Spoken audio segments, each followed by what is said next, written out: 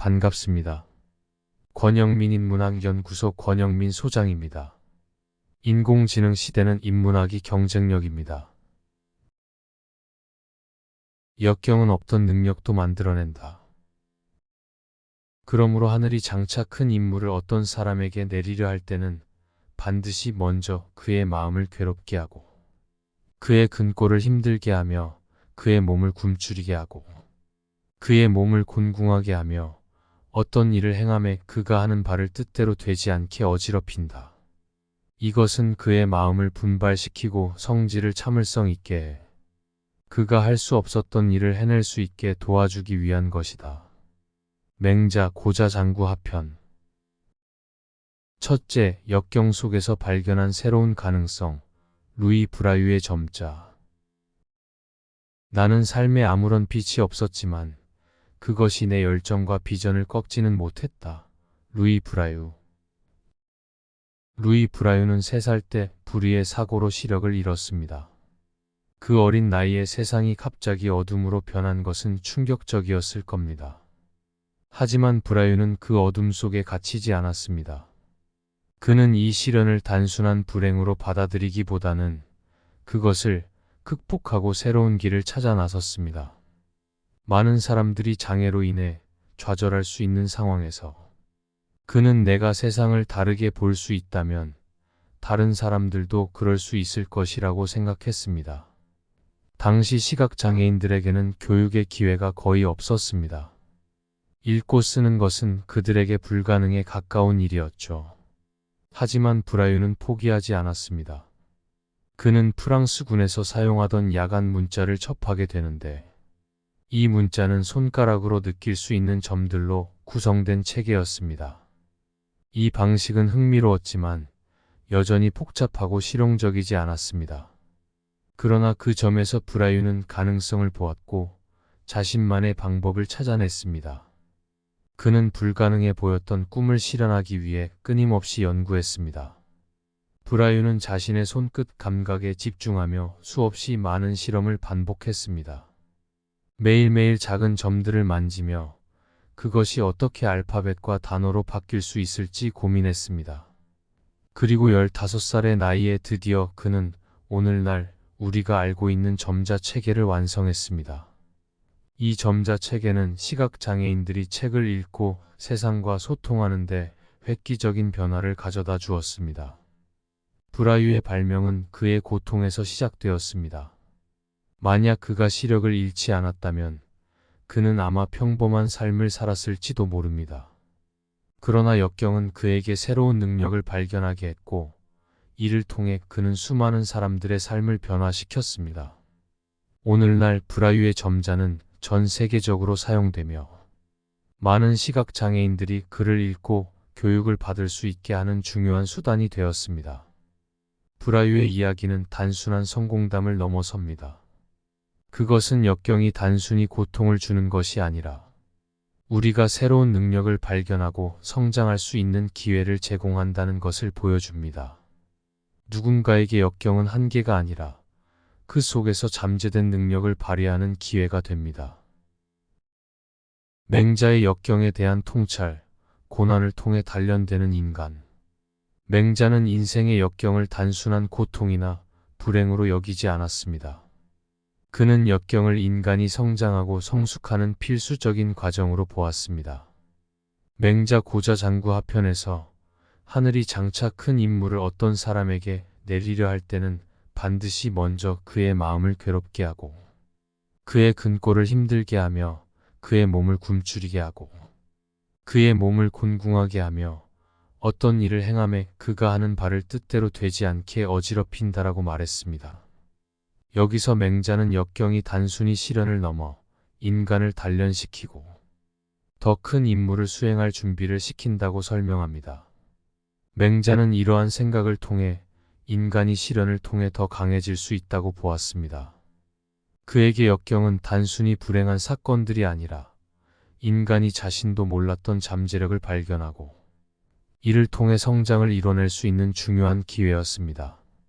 고난을 겪지 않은 사람은 깊이 있는 성장을 이루기 어렵고 큰 책임을 감당할 능력도 부족할 것이라고 맹자는 주장했습니다. 즉, 역경을 통해 마음이 단련되고 성격이 강건해지며 고난에 굴복하지 않는 의지가 생긴다는 것입니다. 맹자의 이러한 사상은 많은 역사적 사례에서 확인할 수 있습니다. 고대 중국의 성군인 순임금은 어린 시절 가족으로부터 학대를 당하고 가난 속에서 힘든 나날을 보냈습니다. 그러나 그는 그 시련을 이겨내며 지도자로서 자질을 키웠고 결국 하늘의 뜻에 따라 위대한 왕으로 성장할 수 있었습니다. 맹자는 이러한 사례를 통해 큰 임무를 맡기 전에 인간은 반드시 고난을 통해 자신을 단련하고 자질을 키워야 한다는 것을 강조했습니다. 역경을 겪지 않은 사람은 그 임무를 감당할 그릇이 되지 않기 때문입니다. 맹자의 철학은 오늘날에도 중요한 교훈을 줍니다. 현대 사회에서도 많은 사람들이 자신의 인생에서 예상치 못한 고난과 마주합니다. 그때 우리는 맹자의 가르침을 떠올려야 합니다. 역경은 단지 고통을 주기 위한 것이 아니라 우리를 더 큰 임무에 적합한 존재로 성장시키기 위한 과정이라는 것입니다. 어려움 속에서 우리는 더 강해지고 더 큰 책임을 감당할 준비를 하게 됩니다. 맹자의 가르침은 단순히 개인의 성장에 관한 이야기일 뿐만 아니라 사회와 인간관계에서도 중요한 의미를 지닙니다. 고난 속에서 우리는 자신을 단련하고 나아가 더 나은 사람이 될 기회를 맞이합니다. 맹자가 말하는 역경의 의미는 단지 고대 중국에 머무르지 않고 오늘날 우리에게도 시사하는 바가 큽니다. 셋째, 니체의 역경 철학, 고통을 통한 성장의 길. 니체는 고통과 역경을 인간이 더 높은 존재로 성장하기 위한 필수적인 과정으로 보았습니다. 그는 고통은 위대한 영혼을 탄생시키고 역경은 우리를 더 강하게 만든다. 내가 아프고 고통받을 때 나의 정신은 더 깊이 통찰하고 더 높이 날아오른다. 역경이야말로 삶의 진정한 시험대이며 그것을 통과한 자만이 자신의 고유한 길을 찾는다라고 주장하며 고난이 인간의 정신을 단련하고 더 깊은 통찰을 가능하게 한다고 말했습니다. 니체에게 역경은 단순한 불행이 아니라 인간이 스스로를 초월할 기회입니다. 내가 아프고 고통받을 때 나의 정신은 더 깊이 통찰하고 더 높이 날아오른다라는 그의 말은 시련을 통해 인간이 자기 자신을 뛰어넘는 능력을 발견하게 된다는 점을 강조합니다. 니체는 고통을 통해 인간이 자신을 재창조하고 더 나아가 초인이 되어야 한다고 보았습니다.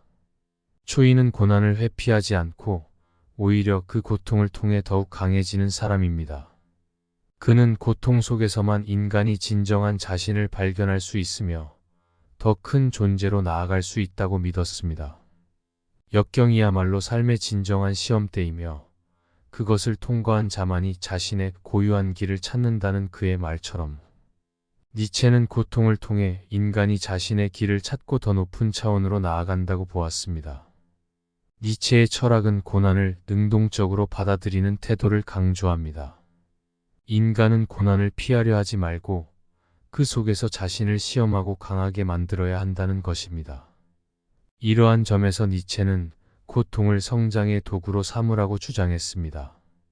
반면 맹자는 고난을 하늘이 인간에게 주는 시험으로 보았습니다. 그는 하늘이 장차 큰 임무를 어떤 사람에게 내리려 할 때는 반드시 먼저 그의 마음을 괴롭게 하고 그의 근골을 힘들게 한다라고 말하며 하늘이 고난을 통해 인간을 단련하고 더 큰 임무를 수행할 준비를 시킨다고 보았습니다. 맹자는 인간이 고난을 통해 성숙해지고 하늘의 뜻을 받아들일 수 있는 그릇이 된다고 믿었습니다. 니체와 맹자는 고난이 인간을 성장시키는데 필수적이라는 점에서는 공통적입니다. 그러나 니체는 인간이 고난을 능동적으로 받아들이고 스스로를 초월해야 한다고 보았고 맹자는 고난을 하늘이 주는 시련으로 받아들여 그 속에서 성숙해져야 한다고 보았습니다. 이번 강의는 여기까지입니다. 이 영상이 도움이 되셨다면 구독과 좋아요를 눌러주세요. 영상 제작에 큰 힘이 됩니다.